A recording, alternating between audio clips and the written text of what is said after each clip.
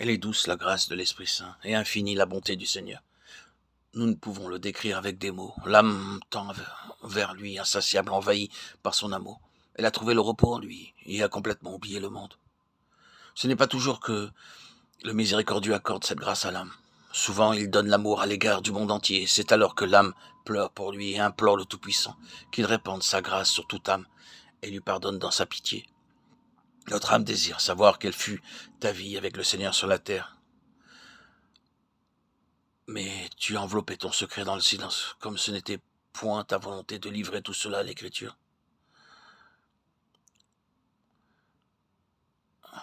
Tout jeune, novice, je priai un jour, et la prière de Jésus fit irruption dans mon cœur, et voici qu'elle y habite désormais, pour toujours. Un jour j'étais à l'église et j'entendis la prophétie d'Isaïe. Lavez-vous, soyez purs, Isaïe 1,16.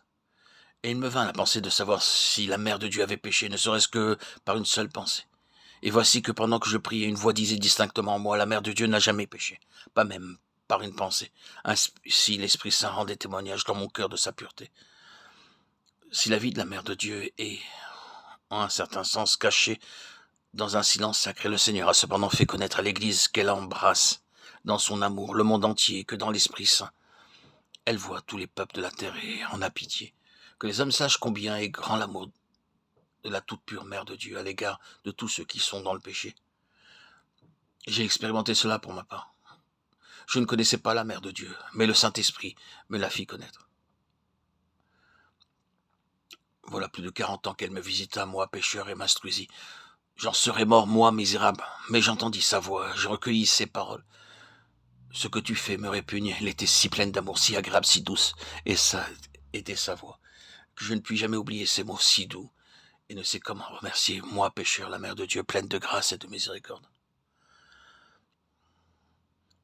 Tout au ciel vit et se meut dans l'Esprit Saint, mais il est présent également sur la terre. Il est présent dans notre Église. Il vit dans les saints sacrements, dans la Sainte Écriture, dans le cœur des fidèles. Il fait l'union de tous. Et c'est pourquoi les saints nous sont si proches, nous écoutent, si nous les invoquons, et notre âme sent qu'ils intercèdent pour nous.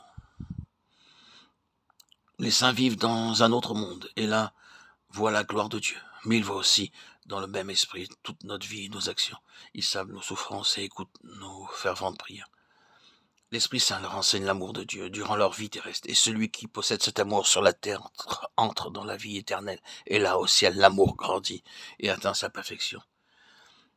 Et si ici-bas l'amour ne peut oublier son frère, comment plus les saints se souviendront-ils de nous et prieront-ils pour nous?